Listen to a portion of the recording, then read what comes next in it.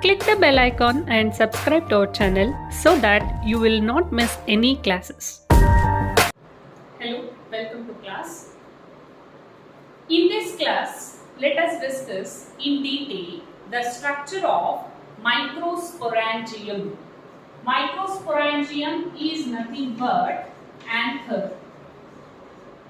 Anther or Microscoranterium.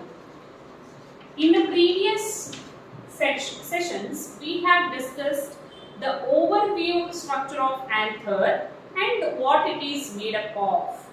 Here, the anther is made up of an anther wall and a pollen sac.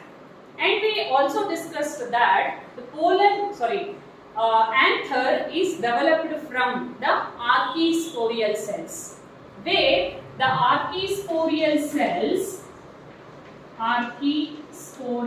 cells will differentiated into primary parietal cells and primary sporogenous cells.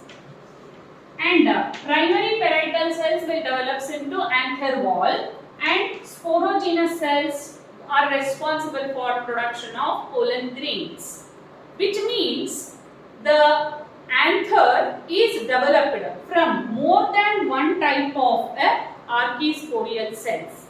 Such type of development is called eusporanginate.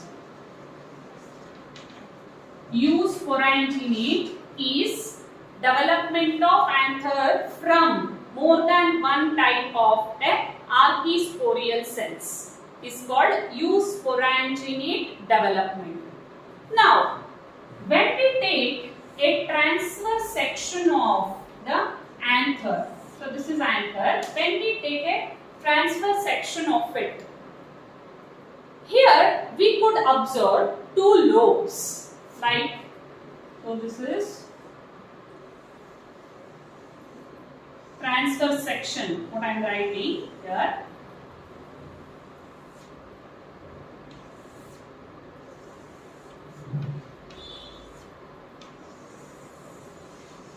Okay, so this is a transverse section of anther. It has two lobes. This is one lobe, this is another lobe. This is first lobe, second lobe. And the lobes are separated by a tissue called connective. Lobes are separated by a tissue called connective. And each lobe has, as we discussed earlier, each lobe has two pollen sacs. So hence the anther is called Dihecous tetrasporanginate. And these pollen sacs are covered by the anther wall. And in turn, the anther wall is made up of four different types of layers, tissue layers. Let us discuss them one by one. The outermost layer is having a single layer of flat cells.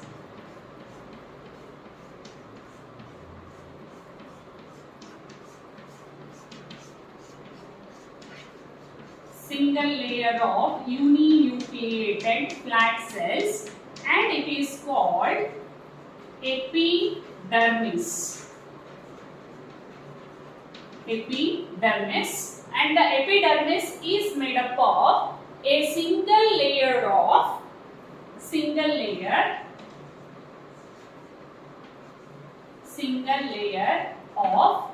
flat cells. Single layer of flat cells, and the function of it is to protect the next layer. It's just acting like the function of our skin. Our skin will protect our body from the external agents. The inner organs will be protected, right? Like a way, here the epidermis will protect the inner parts of the anther or inner layers of the anther. Next to the epidermis is a single layer of longitudinally arranged cells.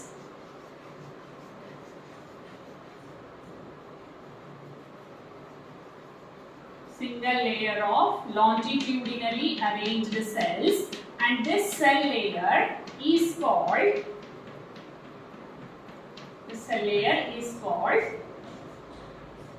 endothecium.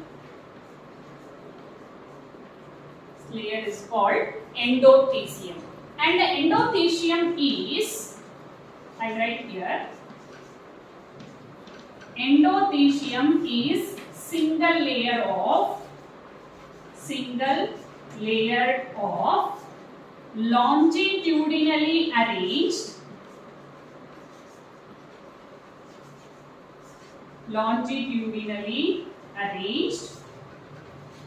uninucleated cells.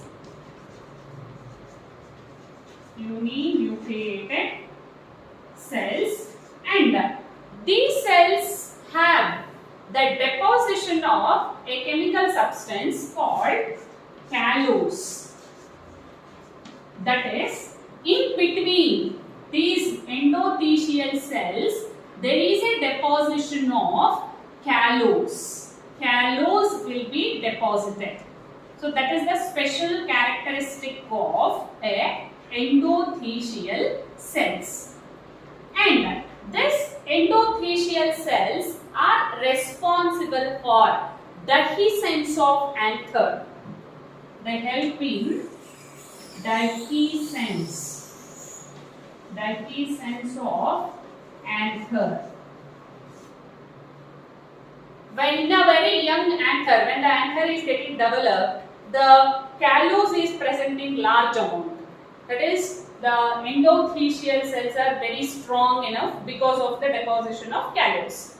When the anther is getting older and older, there is a production of lot of pollen grains. So there has to be released out to the environment, which means here the pollen grains are produced. To come out, it has to pass through the anther wall, which means anther wall should get opened to release the pollen grain. So that process, the opening or rupturing of anther wall to release the pollen grains, is called dehiscence. For dehiscence of anther, the endothecium will be helpful. Okay, if callose is present in more and more amount, there is no breaking of anther wall. So anther wall will get broken when the callose getting degraded. For degrading that, there is production of some enzyme, and that is produced from the next tissue layer, that is the tapitum. We shall discuss under that now. And the next tissue layer present is 2 to 3 layers of parenchyma cells. 2 to 3 layers of parenchyma cells will constitute 2 to 3 layers of parenchyma cells constitute the middle layers.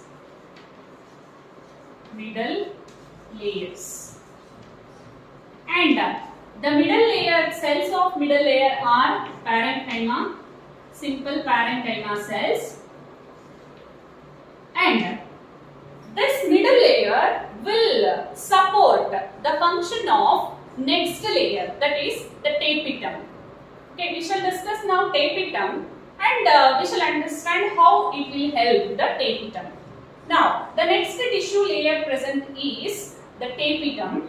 The tapitum is made up of a single layer of triangular shaped cells, like this.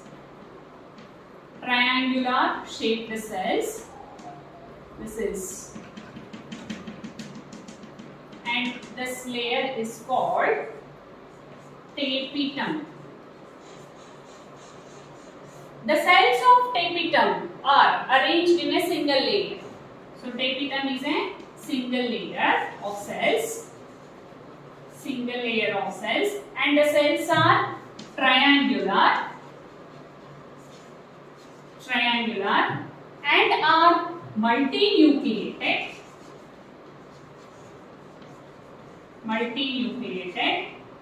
and they have dense cytoplasm. They have dense cytoplasm. The function of tapetum is, the major function of tapetum is,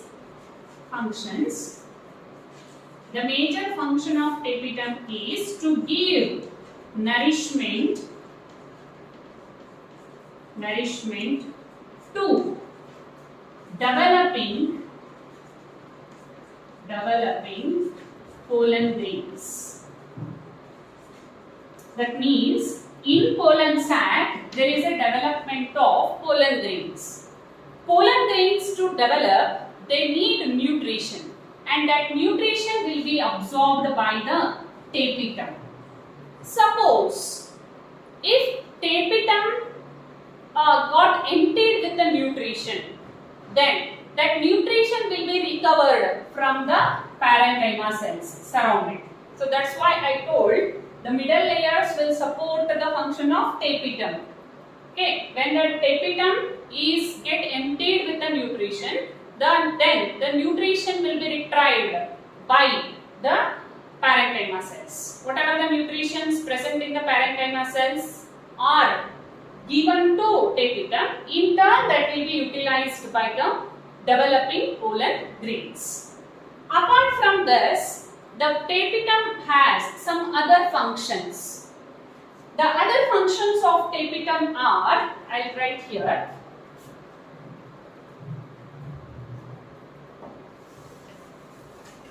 The other functions of tapetum are, it produces Ubish bodies.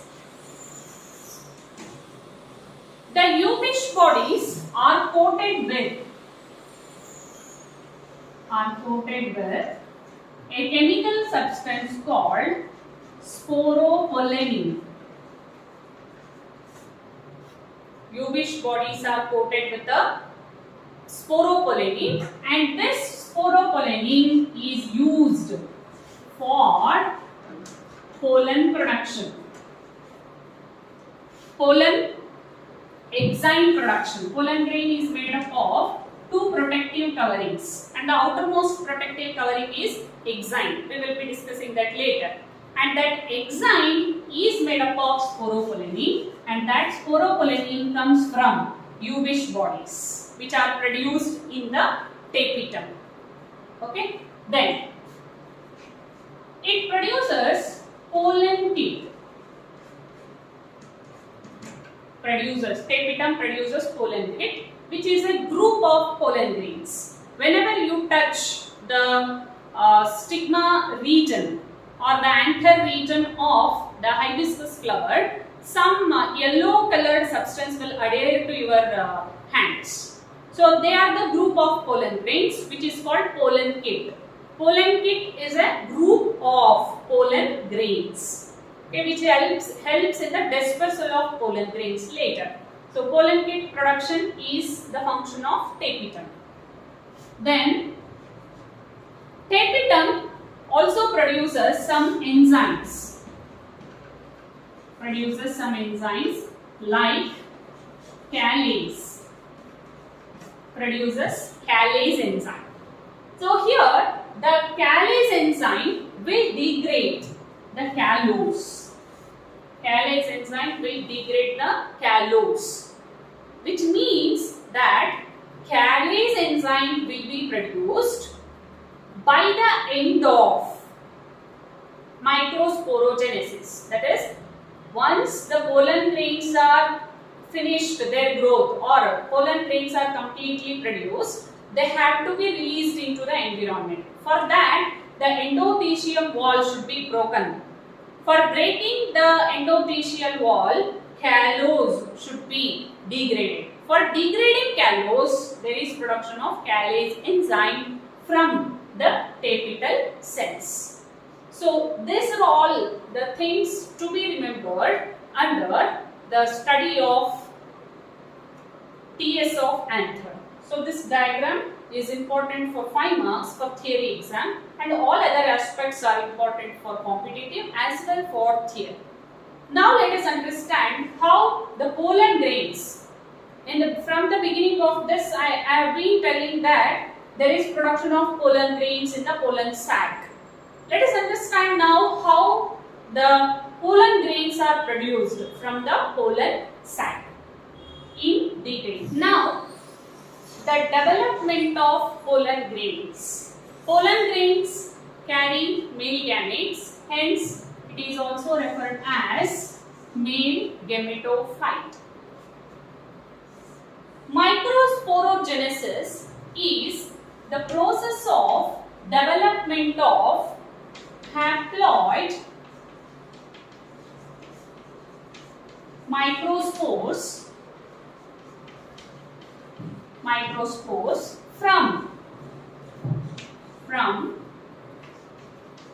from diploid microspore mother cells. Now, what about just microspore mother cells?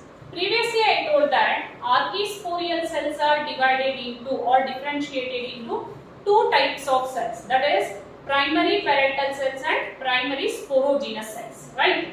So, all of the sporogenous cells in Anther are capable of undergoing meiosis. Hence, all of these are called microspore mother cells. Okay. Now, the microspore mother cell is diploid in nature. It undergoes meiosis. Meiosis is a reductional cell division where there is a production of haploid cells. That is, the number of chromosomes get reduced to half and produces 4 daughter cells, so which are haploid. And these 4 daughter cells are called the microspores. So these are called microspores. So future, each of the microspores develops into a individual pollen grains. Since all of these are arranged in a one structure, it is called pollen tetrad. Pollen tetrad, or we can call it as microspore tetrad, because each of it is equal to one pollen grain. But it is not same for megasporogenesis, where only one megaspore will develop into a embryo sac. That is a different condition. Now, this is called the pollen tetrad or microspore tetrad. The arrangement of microspores in a microspore tetrad is different in different kinds of the plants. This type of arrangement where the pollens are or the microspores are arranged one above the other, this type of arrangement is called linear arrangement. Linear arrangement. And in some other, the pollen grains are arranged like this, where all the pollen grains are visible from one side. So this is pollen tetrad. This type of arrangement is called isobilateral arrangement. And in some other plants, the pollen grains, 3 pollen grains are visible from one end and one is present behind. You can imagine this. One is present behind. And this type of arrangement is called tetrahedral. And in some other, 2 pollens are present above and 2 pollens are present below, like this. Such type of arrangement is called decusate or T-shaped. T-shaped arrangement or decusate we call. So this depends on the type of plants. Now let us understand how the pollen grain is developed from a haploid microspore.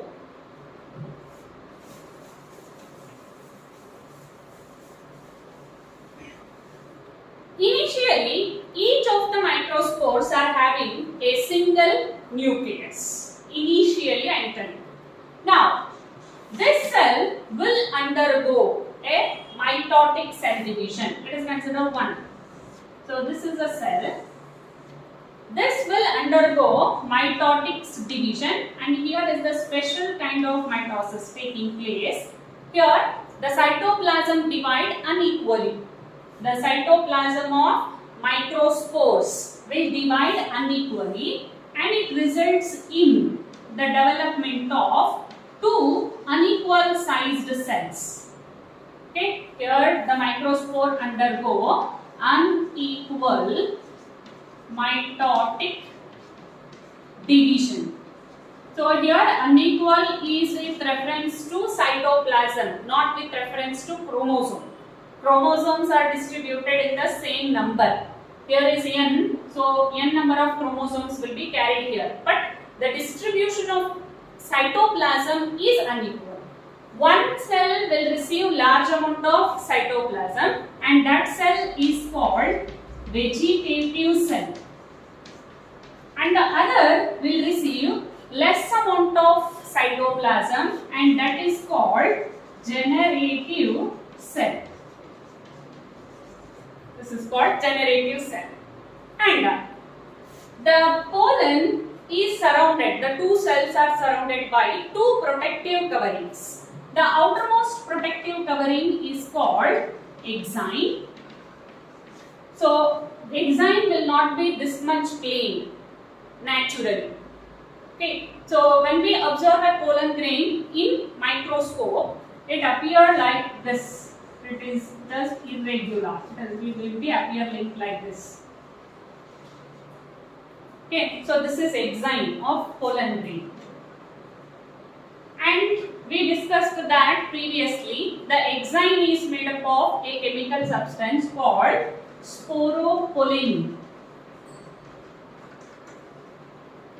Exine is made up of sporopollen, and the sporopollen is a very hardest chemical substance found in the living world. So no enzymes are known to degrade this sporopollen. And at some places of exine, so sporopollen is absent. So here is sporopollen absent, here it is absent, here it is absent. Say for example, wherever the sporopollen is absent, that region is referred as germ pore. This is called germ pore. And the number of germ pore will vary from plant to plant. So based on that, if there is a single germ pore present, then it is referred as monoculpate. Monoculpate.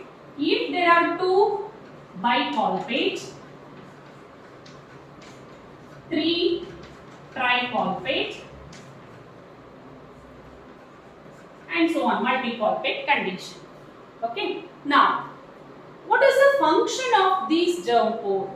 So I told there are two cells present in a pollen grain. One is vegetative cell, another one is generative cell. Let us understand the function of these two, then you will understand it better. The function of vegetative cell is to nourish germ cell or the generative cell. That is the first function. That is, it gives nutrition to generative cell. And the secondly, generative cell produces a pollen tube during germination of pollen grain. Okay, after pollination, when the pollen grains falls on stigma, they produces pollen tube, and that pollen tube is produced from the vegetative cell. Hence, the vegetative cell is also called tube cell. Now, tube to come out, that is, here is the vegetative cell. It will produces the tube, and tube has to come out of the pollen grain. To come out, it has to pass the exine, right? And I told exine is made up of sporopollen, and there are no enzyme to break the sporopollen. Then how it come out? Now you got the answer. At some regions of exine, sporopollen is absent, and that regions are called germ pore. and through those germ pore. Okay, if single germ pore is present, inevitably the pollen tube will come out of that. If there are multiple germ pores are present, through any one of the germ pore, the pollen tube will come out. Okay, then that is the function of the germ pore and function of vegetative cell. Then coming to generative cell. The generative cell is having single nucleus, which is haploid. This will divide after pollination or before fertilization. That we will discuss later. The generative cell divide and produces two male gametes. It produces two male gametes which are required for the fertilization of egg. Then one more protective covering is present for pollen grain, which is called intine, the inner protective covering, and the intine is made up of cellulose and pectin. It is made up of cellulose and pectin. So this is the structure of pollen grain. This diagram is important for 3 marks for theory, and all of the explanations and points what I told, they are important for your competitive exams. Okay, and some things to be remembered about this is, I told there are two cells present in pollen grains, that is one vegetative cell and one generative cell. Later, this generative cell will undergo division and produces two male gametes. That is, by the end of complete development of the pollen grain, there are 3 cells. But in all plants, pollen grains are not released at the 3-celled stage.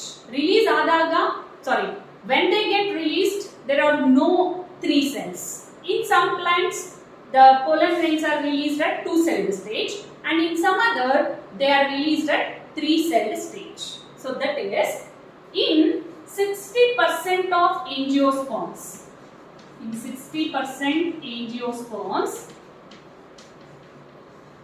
pollen grains are released at 2-celled stage. 2-celled stage means one vegetative cell and one generative cell. So you can ask the question now, which means that they do not have gamete? No. They are released at 2-celled stage. The generative cell will divide after pollination. When these pollen grains go and sit on the stigma, the generative cell will divide and produces two male gametes. Okay? And in 40% of the angiosperms, the pollen grains are released at 3-celled stage. That means, in the 40% of angiosperms, it will not wait until the pollination. When they are released, at that time only, the generative cell has undergone division and it will carry two male gametes. One vegetative cell and two male gametes. So these are the 3 cells. Okay. Now, since the pollen grain is carrying two male gametes, entire pollen grain is not a male gamete. Remember this. This is carrying the two male gametes. Hence, pollen grain is called male gametophyte. Okay, don't get confused. What is male gametophyte? It's something else. No, it's not something else. It is the pollen grain. Why we are calling it so? Because it is carrying two male gametes. So that's all about the structure and development of pollen grains under the heading Microscoranterium. In next class, let us understand some other points regarding pollen grains and importance of pollen grains. Okay, thank you.